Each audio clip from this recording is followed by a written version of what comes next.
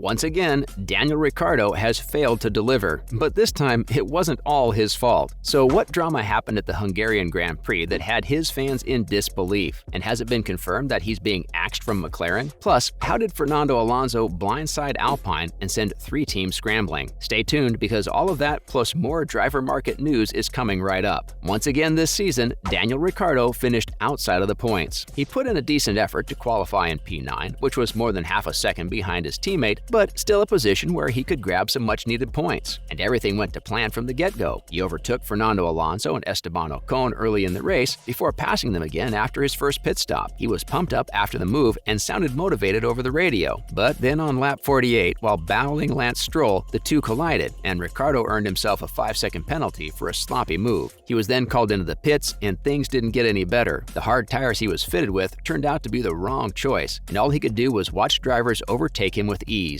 He ended up the race in P15, well outside of the points. And once again, the result didn't reflect his hard work and his bad luck. It was exactly what he didn't want at a time when his job is under the spotlight. It has been reported that young F2 star Oscar Piastri will be promoted to McLaren, and Ricciardo will have his contract ended early, which means that there's a possibility that the smiling Australian won't be on the grid at all next year. But in some ways, it could be a relief. After months of uncertainty and his boss Zach Brown publicly commenting on how disappointed the team were with his performance, this could offer Ricciardo a fourth life to start at a new team. After what he's been put through, though, it's hard to blame him if he chooses to retire. Next, setting the bar. Ricciardo doesn't think that his failures at McLaren have been all his fault. Maybe the standard was set a little higher than what was realistic. In an interview with Racer, he said, "I think they just expected me to get into the team and kick ass. So there was probably still some pure head scratching like, what's happening?" But Ricciardo is actually optimistic about how the team is now compared to last year. He says that now that McLaren understands his perspective a little more, they can see which parts of the car suit him and which don't. If you're Zach Brown, though, you can't ignore the gap between Lando Norris and Daniel Ricciardo. Norris has beaten Ricciardo in 9 out of 13 races and even managed a podium in Italy. Ricciardo is fighting in the standings with Haas and AlphaTauri, while Lando Norris is the first on the heels of Mercedes, Ferrari, and Red Bull. Even if it's true that the setup of the McLaren MCL36 is not suited to Ricciardo's style, the important thing is that the results just aren't there. But with the news that Oscar Piastri is signing with McLaren for next year, Ricciardo is forced to find another team to stay in the sport. And after taking a massive pay cut to move from Renault to McLaren to a better car, it's unlikely that he will want to stay in Formula One just to drive at the back of the grid. For Honey Badger fans, this is the worst-case scenario. Up next, which teams are still interested in signing Ricciardo for next year? And what did Otmar Szafnauer have to say about Fernando Alonso's shocking exit? So don't go anywhere. Now, the silver lining. Not all is bad in Ricciardo's world. Despite his contract issues, he has just signed another deal with Singtel Optus for another 2 years. Optus is a major telecommunication provider in Ricciardo's native Australia, and he has been an ambassador since 2020. It's not public how much the deal is worth, but considering that he is one of Australia's top 10 influencers on LinkedIn, his endorsement probably doesn't come cheap. When the news was announced, Ricciardo stopped by an Optus office and took the opportunity to make a statement about his Formula One career. He said, "I am committed to McLaren until the end of next season, and am not walking away from the sport. I still want this more than ever." In a recent interview with Speed Cafe, Ricciardo defended his performance at McLaren, saying that it's just a sport where for sure the paper talks, but it's not the full story sometimes. He said that a lot of his bad weekends were outside of his control, but if you just look at the statistics, then it looks pretty unflattering. Back in the press conference and in line with Optus marketing, Ricciardo said that he couldn't wait to spread optimism to everyone, find positivity, and move forward together. He might be moving forward, but it doesn't look like it's together. It has been reported that McLaren are considering paying Ricciardo out of his salary just to ensure that Oscar Piastri will be in their lineup next season. When Daniel Ricciardo made the shocking announcement that he was leaving Red Bull in 2018, the first question was where to? The answer to that was even more surprising, with the Australian opting for the struggling Renault after winning 7 Grand Prix with Red Bull. Looking back at the decision, team principal Christian Horner thinks that Ricciardo was both wrong and unlucky. He said, "We put offers in front of Ricciardo that were stratospheric. His timing was spectacularly bad because he had doubts about Honda's engine." Horner's view is that Ricciardo was running from a fight with Max Verstappen, and his lack of confidence in Honda turned out to be dead wrong. Not only did they go on to win races, but Verstappen also won the World Championship last year with a Honda power unit. Then Renault turned out to be a whole lot of money, actually $40 million